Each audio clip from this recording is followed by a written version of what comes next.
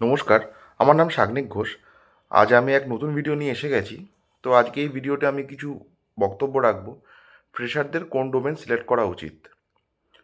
তো কিছু ফ্রেশারদের আমার কাছে ডাউট এসছে যে দাদা, আমরা ডেটা ইঞ্জিনিয়ারিং বা কোনো সিআরএম বা কোনো ইআরপি টুলে যাব কি না, বা ডেটা ভিজুয়ালাইজেশন এইসব টুলে যাব কি না।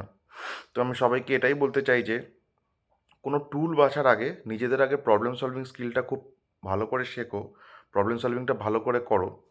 তো তার জন্য আমি এটাই বলতে চাই, তোমরা জাভা ফুল স্ট্যাক করতে পারো বা ডট নেট ফুল স্ট্যাক করতে পারো। জাভা বা ডট নেটে কী হবে, তোমাদের প্রবলেম সলভিংও ভালো হবে। যেহেতু তোমরা কোনো ফ্রেমওয়ার্ক নিয়ে ডিল করবে না বেশিরভাগ, আমি এটাই সাজেস্ট করবো স্প্রিং বুট না শুরু করে ডাইরেক্ট কোড জাভা থেকে শুরু করো। তো তাতে কী হবে, তোমাদের প্রবলেম সলভিংটা ভালো হবে। অ্যান্ড বাই দ্য টাইম তোমরা যখন কোম্পানিতে ঢুকবে, তোমাদের প্রবলেম সলভিং যথেষ্ট ভালো হয়ে থাকবে কম্পেয়ার্ড টু অন্য যারা।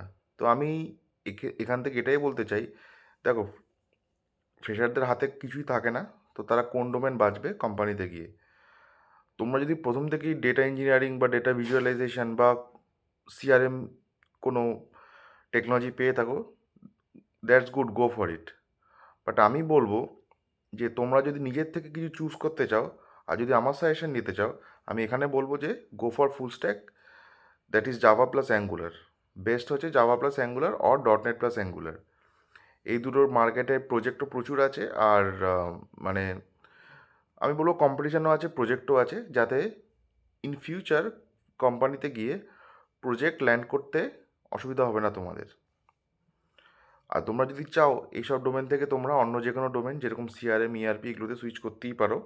তাতে অন্যদের থেকে তোমরা বেটার পারফর্ম করবে, কারণ তোমাদের প্রবলেম সলভিং অলরেডি অনেকটা ভালো থাকবে কম্পেয়ার টু আদার্স। যদি আমার এই ভিডিওটি ভালো লেগে থাকে, do like, share and subscribe to my channel how to corporate. ধন্যবাদ।